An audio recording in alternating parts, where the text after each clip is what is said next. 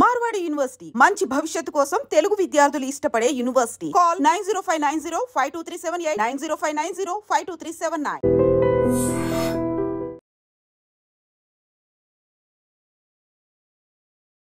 నమస్తే, welcome to I dream social spotlight with కవిత.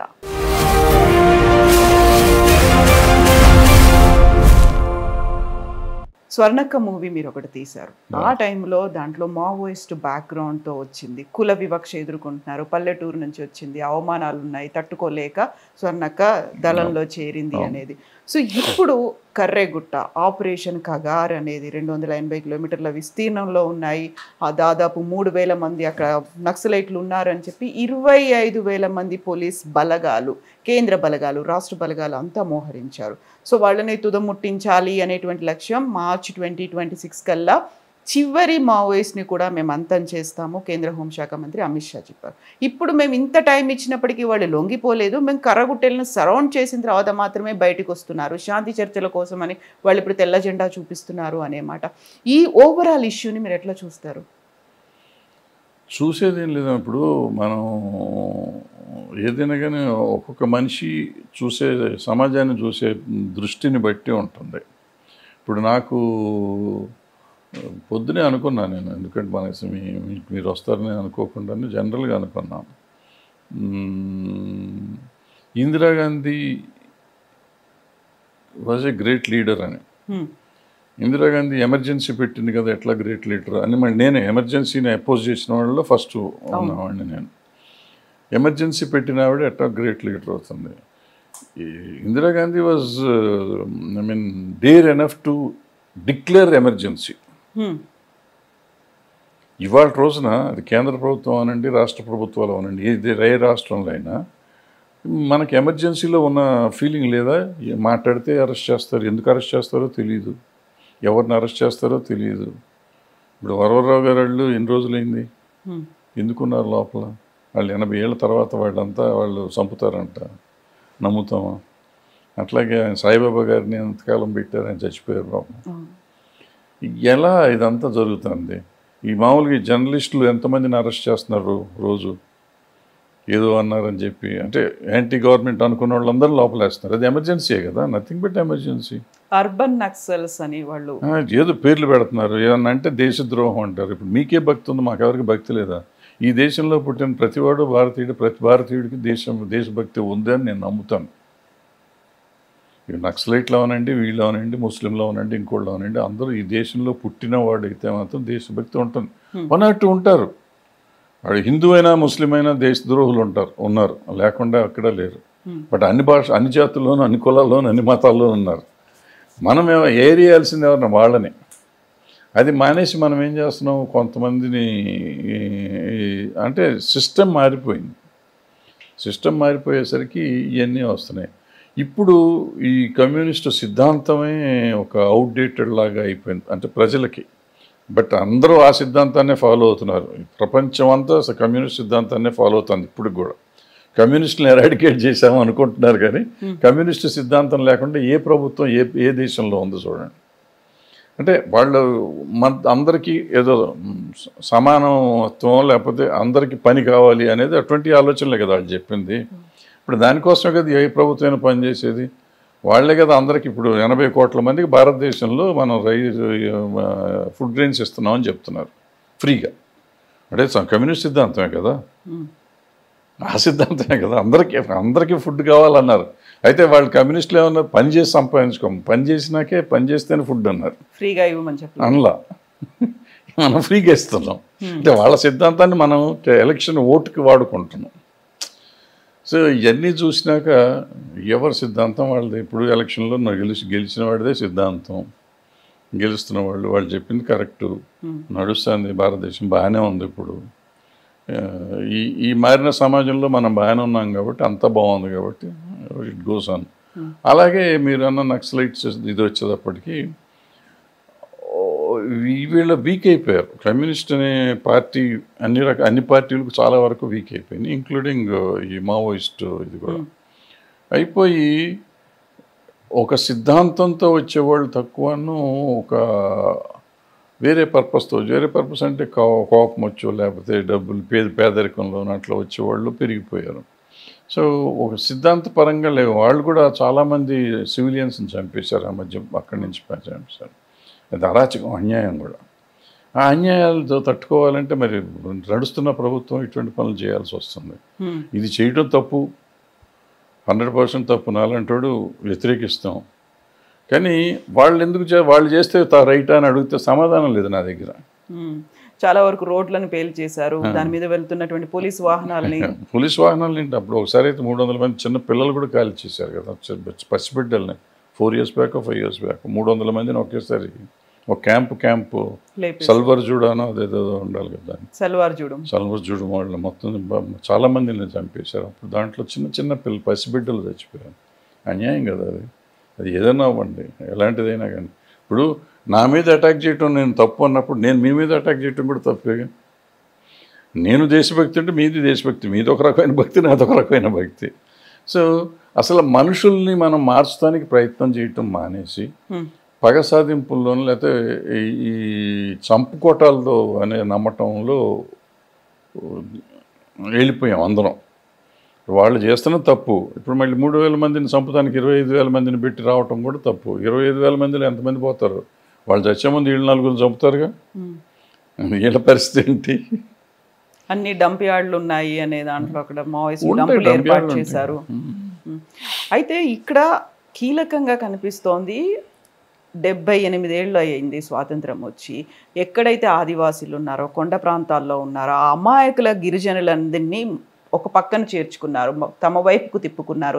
జనతన సర్కార్ అనే దాన్ని ఏర్పాటు చేసుకున్నారు. ఇప్పుడు కర్రెగుట్టల దగ్గరికి కేంద్ర బలగాలు వెళ్ళిన తర్వాత వెరీ ఫస్ట్ టైం జాతీయ జెండా అక్కడ కనిపించింది. కేంద్ర బలగాల్లోనే ఒక పోలీస్ పట్టుకొని తిరిగాడు అనేది. ఇంతకాలం కూడా వాళ్ళకి తెలియదు మన దేశ స్వాతంత్రం, మనం భారతదేశంలో ఉన్నాము అనే విషయం. కేంద్ర ప్రభుత్వం, రాష్ట్ర ప్రభుత్వాల ఆధీనంలో ఉండాల్సిన వాళ్ళు జనతన సర్కార్ పేరుతో ఉన్నారు అనేది.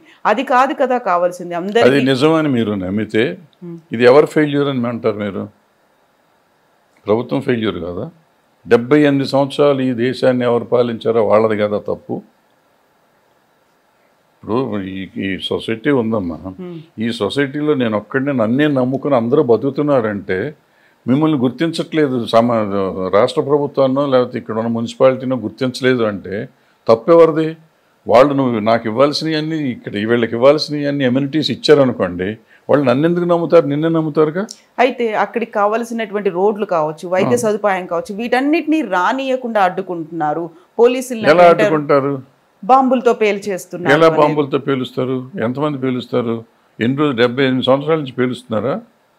అసలు నక్సలిజం ఎప్పుడు వచ్చింది? ఎప్పుడో వచ్చింది, మధ్యలో వచ్చింది, 60ఏళ్ళ తర్వాత వచ్చింది. అంతకుముందు ఎందుకు వేయలేదు? వచ్చిన తర్వాత ఎందుకు వేయలేదు? ఇంతకాలం అన్నీ వేసామన్నారు, ఎందుకు రోడ్లు వేయలేదు? ఆదివాసీలకి ఎందుకు వాళ్ళకి కావాల్సినవి ఎందుకు రాలేదు? ఆదివాసీలు ఇంకా ఆదివాసీలాగానే ఎందుకున్నారు? వాళ్ళకి కావాల్సిన ఎమ్యూనిటీస్ ఎందుకు ఇవ్వలేకపోయారు ఈ దేశంలో ఉన్న ప్రభుత్వాలు? ఏ ప్రభుత్వం అయినా, ఈ ప్రభుత్వం కాదు, గత ప్రభుత్వాలు కాదు, ఏదైనా కానీ. ఇప్పుడు ఇవన్నీ చాలా డీప్గా లోపలికి వెళ్ళాల్సిన విషయాలు. పైన ఇప్పుడు వాళ్ళు ఉన్నారు, చంపేస్తాం ఆదివాసీలను, వీళ్ళు చేస్తారు. ఆదివాసీలు దేశభక్తులు కాదా? వాళ్ళకి మీరు చెప్పినట్టు స్వతంత్రం వచ్చినందుకు తెలియదని నమ్ముదాం. నేను నమ్మనది, అది అబద్ధం అది. ఎందుకంటే వాళ్ళు బయటకు వచ్చి చదువుకుంటున్నారు, వాళ్ళు గొప్ప మంచివాళ్ళు అవుతున్నారు ఉన్నారు. కొంతమంది నమ్ముకుని అక్కడ ఇప్పుడు మనకి భారతదేశంలో మన సెంటిమెంట్, మన ఆదివాసీలు ఎందుకు, మన ఊళ్ళల్లో ఉన్న మన తాతలు, మీ తాతలు కూడా నా పొలం నేను వదిలిపెట్టిన, నా ఊరు నేను వదిలిపెట్టిన, నా ఇల్లు నేను వదిలిపెట్టిన కూర్చుంటారు. సిమిలర్గా ఆదివాసీలు కూడా మేము దీన్ని నమ్ముకున్నాం, దీని మీద ఉంటాం అంటున్నారు. మనం వాళ్ళని సంతోషించాలి. యాక్చువల్గా వాళ్ళు మనలాగా గ్రీడీగా ఇక్కడికి వచ్చి దేశానికి స్థలాలు కొనుక్కుందాం, అమ్ముకుందాం, రియల్ ఎస్టేట్ చేద్దాం, పక్కనుండి ముంచుదాం, అది చేద్దాం, ఇది చేద్దాం అని మనం అనుకోకుండా వాళ్ళు ఉన్నదాంతోనే మనం ఉన్నదే తింటాం, ఉన్నదాంతోనే బతుకుదాం అని అనుకుంటున్నారు కదా. మన తృప్తితో బతుకుతున్న మనుషుల్ని వాళ్ళకి తృప్తి లేకుండా చేస్తుందా? కరెక్టా? లేకపోతే వాళ్ళని ఇంకోటి చేయటం కరెక్టా? అలాంటి వాళ్ళకి నువ్వు ఎమ్యూనిటీస్ ఇస్తే నీకు వాళ్ళు ఎంత దేశ సంపదను పెంచుతారు? ఒకవైపు ఎమ్యూనిటీస్ ఇవ్వకుండా వాళ్ళని ఎక్స్ప్లాయిట్ చేస్తోందే మావోయిస్టులు. మావోయిస్టులు కాదుగా ఇవ్వాల్సింది, ప్రభుత్వం కదా ఇవ్వాల్సింది. మావోయిస్టులకి ఏం సంబంధం? అక్కడి దాకా రానివ్వకుండా అడ్డుకుంటారు. కాదు మావోయిస్టులు ఎందుకు? నేను ఇందాక చెప్పిన ఎగ్జాంపుల్ అదే. మీరు ఇచ్చే ఎమ్యూనిటీస్ నాకు చేరితే నేను ఇంకొకటిని ఎందుకు నమ్ముతాను అంటున్నా. నాకు కావాల్సింది ఇప్పుడు మనిషికి ఏం కావాలమ్మా? ఇల్లు, అన్నము, బట్ట, ఉద్యోగ పని కావాలి. ఈ మూడే కదా. ఆ మూడు నువ్వు ఇస్తా ఉంటే ఆ మూడిటికి ఇవ్వలేవు. వాటికి అవకాశాన్ని కల్పించగలిగితే నేను ఇంకోళ్ళ దగ్గరికి వెళ్ళనుగా, ఇంకోటి నమ్మనుగా. నాకు అది నమ్మించాలి. అది నమ్మించడం కాదు, ఆ అవకాశం కల్పించాలి. కల్పిస్తే ఇదేదో జరగదు. కల్పించట్లేదనేది మీరు ఒప్పుకోవాలంటే కనపడుతుంది, కళ్ళ ముందు కనపడుతుంది. దాన్ని నక్సలైట్ బాంబు పీల్చాడు, రోడ్డు మీద చేశాడు. ఎంతమంది నక్సలైట్లు ఉన్నారు? మీరు చెప్పే లెక్క ప్రకారం 3,000 మంది. మన ప్రజలు ఎంతమంది? 140 కోట్ల మంది. 140 కోట్లు 3,000 మందిని కంట్రోల్ చేయలేకుండా ఈ దేశం ఉండి, ఈ దేశంలో పోలీసులు అందరూ ఉన్న భద్రతా దళాలు కానీ పోలీసులు కానీ ఈ ఒక దగ్గర ఉన్న 6,000 7,000 మందికి ఎంతమంది భద్రతనిస్తున్నారు? ఎమ్మెల్యేలు, ఎంపీలు, మినిస్టర్లు, వీళ్ళందరికీ దగ్గర 20,000 మంది నీకు కాపలాలు ఉంటున్నారు. 20-30,000 మంది కాపలాలు ఉంటున్నారు. 30,000 మంది 6,000ని కాపాడటానికి ఉన్న భద్రత ఉన్న మన సిబ్బంది మొత్తాన్ని వాడుకుంటూ మీరు వాళ్ళకి ఎమ్యూనిటీస్ ఇవ్వకుండా అసలు నీకెందుకు? నువ్వు దేశాన్ని కాపాడటానికి వచ్చిన వాడికి నీకు సెక్యూరిటీ ఎందుకు? ఇలాంటి వాళ్ళ వల్ల ముప్పు ఉంటుంది. ఎలాంటి అంటే నేను చచ్చిపోతాను భయం ఉన్నప్పుడు నేను ఎందుకు నాయకుడిని అవ్వాలి? నేను సమాజానికి మంచి చేస్తానికి వచ్చినప్పుడు నన్ను ఎందుకు చంపుతారమ్మా? ఎందుకు చంపుతారు? మంచి జరగడం, అభివృద్ధి జరగడాన్ని వాళ్ళు ఓర్వట్లేరు. అక్కడి దాకా రావాలని కోరుకోవట్లేదు. అక్కడ ఉన్నటువంటి స్కూల్స్ ని ఏర్పాటు చేయడం, ఎందుకంటే ఆ ఆధీనంలో పెట్టుకున్నారు. వాళ్ళంతటి వాళ్ళు జనతన సర్కార్ అనేది అక్కడ సపరేట్ గా ఒక గవర్నమెంట్ సర్కార్ పెట్టారు. ఏం పెట్టారు అనేది తర్వాత సంగతి. ఏం పెట్టారు అనేది ఇప్పుడు వాళ్ళు ఒక సర్కార్ పెట్టి ఇంకోటి చేసినా కానీ ఇప్పుడు మనం స్వతంత్రం రాకముందు మనం పెట్టుకుని మన ఊళ్ళు మనం ఏలుకుంటానికి ట్రై చేసాం, మనం అంతా చేసుకున్నాం కదా. సిమిలర్గా వాళ్ళు చేస్తున్నారు. అక్కడ నీకు వాళ్ళు చేస్తున్నది మంచి చేశారు, చెడు చేశారు. ఇప్పుడు నువ్వు ఫర్ ఎగ్జాంపుల్ పెట్టారు అనుకుంది, నాకు తెలియదు అది ఏం చేశారు, నాకు ఐడియా లేదు. ఓ జనసేన సర్కారునో ఇంకోటో పెట్టుకుని వాళ్ళు చేస్తున్నారు. అవే ఎమ్యూనిటీస్ నువ్వు ఇస్తానని చెప్పి కూర్చొని నీ దగ్గరికి ఉంటారు కదా. సింపుల్, అది దానికి పెద్ద ఇష్యూ లేదుగా. అది మానేసి మనం వాళ్ళని చంపుదాం అనుకోండి, చంపేసేయచ్చు. చంపితే ఏం నష్టమేం లేదు. నష్టం 3,000 మంది పోతే 140 కోట్లలో జరుగుతుంది ఏంటంటే ఏం జరగదు, ఏం డిఫరెన్స్ కూడా రాదు సమాజానికి వాళ్ళ. కానీ మనం దేన్ని చంపుతున్నాం? ఓ స్వతంత్రాన్ని చంపుతున్నాం. నేను కూడా వాళ్ళు కూడా ఇప్పుడు ఆదివాసీలకు మంచి జరగాలని కోరుకుంటున్నారు కదా, చెడు జరగాలని, ఆదివాసీలను ఏదో చేసేయాలని. ఈ 3,000 మంది ఆ అడవిని కేలుకుంటే వాళ్ళకి అన్న వచ్చేస్తున్నారు, ఆస్తులు వచ్చేస్తాయా? ఇవాళ మనకున్న దీన్ని చూస్తే మనకు ఒక్కొక్కళ్ళకి ఇక్కడ ఉన్న సిటీస్లో ఉన్న వాళ్ళకి కానీ రాజకీయ నాయకులు అందరికీ 1,000 కోట్ల ఆస్తులు ఉన్నాయి. మీరు చెప్పే 3,000 మందికి ఎన్ని 1,000 కోట్ల ఆస్తులు ఉన్నాయి? అత్యంత అధునాతనమైనటువంటి ఆయుధ సామాగ్రి ఉంది. డ్రోన్లని వాడుతున్నారు, టెక్నాలజీని ఎక్కువగా వినియోగించుకుంటున్నారు. వాడికి ఏమొచ్చింది? నీకు నష్టం ఏమొచ్చింది? ఒకటే ఏంటంటే వాళ్ళు సివిలియన్స్ మీద సివిలియన్స్ మీద ఫైటింగ్ చేయటం తప్పు, సివిలియన్స్ని చంపటం తప్పు. అది కంట్రోల్ చేయాలి. లా అండ్ ఆర్డర్ కింద నేనేమో ఇది అంటానంటే లా అండ్ ఆర్డర్ కోసం వాళ్ళు ఇటువంటి తప్పుల పనులు చేస్తే వాళ్ళని కంట్రోల్ చేయాలి, 100% ఎరాడికేట్ చేయాలి. కానీ మీరు చెప్తున్నట్టు ఆ విలేజ్ని బాగు చేస్తాంటే ఎరాడికేట్ చేస్తానంటాం తప్పు అంటున్నా. ఇప్పుడు నేను చెప్పాను ఇందాక సల్వాజుడమనో ఇంకోటో ఏదైనా కానీ అటువంటి సివిలియన్స్ మీదకి వచ్చి ఇప్పుడు నిన్న కాశ్మీర్లో జరిగింది, సివిలియన్స్ మీదకి వచ్చి చేయటం తప్పు. వాడు ఒక రకంగా చెప్తాడు పాకిస్తాన్కి దేశభక్తుడు, మన దేశానికి దేశభక్తుడు అయితే ఆడి దేశానికి దేశభక్తుడు. వాడు అసలు మనం ఎందుకు అది ఇంకో టాపిక్ లేదు, వద్దాం, అది వేరే టాపిక్. సో అట్లా నేను ఇదేమంటున్నాను, వీళ్ళు దేశభక్తులే, వీళ్ళు దేశానికి ఏదో మంచి జరగాలనుకుంటున్నారు. ఆదివాసీలకి మంచి జరగాలి, ఆదివాసీలు అన్యాయం అయిపోయి ఉన్నారు, ఆదివాసీలు ఇంకా ఆదివాసీలు లాగా ఉన్నారు కాబట్టి వాళ్ళని డెవలప్ చేస్తానికి ప్రయత్నం చేద్దామని వాళ్ళు అనుకుంటున్నారు. వాళ్ళు అనుకున్నది రైటా తప్ప యాంటీ గవర్నమెంట్ అనేది నేను డిస్కస్ చేయట్లేదు ఇక్కడ. అనుకోవటం అనేది ఏంటంటే దేశాన్ని ముందుకు నడపడానికి పనికొచ్చేది, దోహదపడేదే కానీ వెనక్కి తీసుకెళ్లేది కాదు.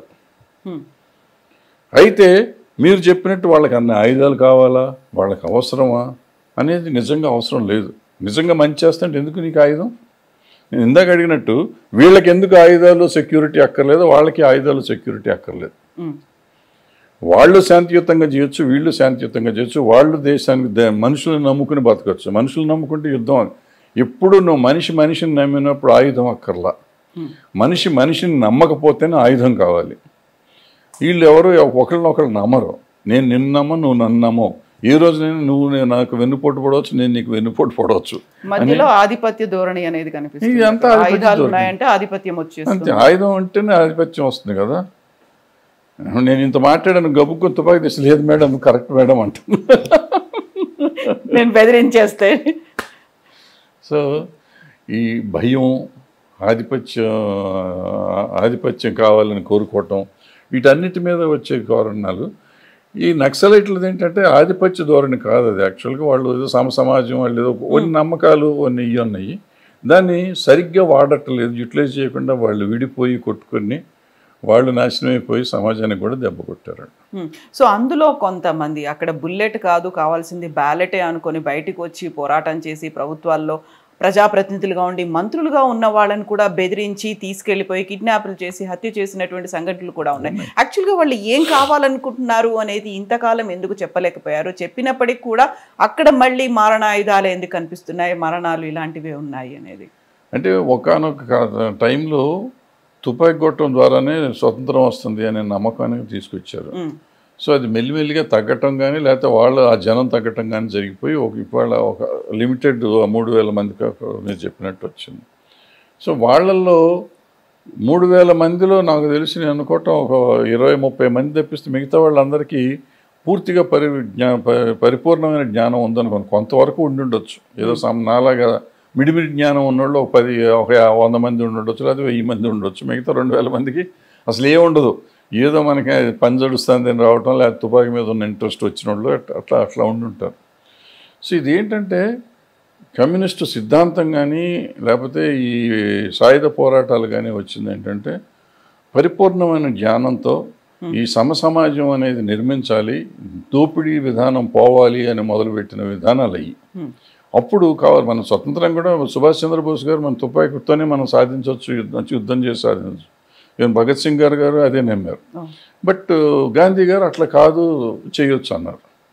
సో వీళ్ళతో వచ్చిందో వాళ్ళతో వచ్చిందంటే గాంధీ గారు ఫైనల్గా సక్సెస్ఫుల్ అయ్యారు. But impact of Subhash Chandrabose గారు కానీ భగత్ సింగ్ గారు కానీ ఉందా, ఇప్పటికీ ఉంది మన మీద, ఇంపాక్ట్ మన మీద.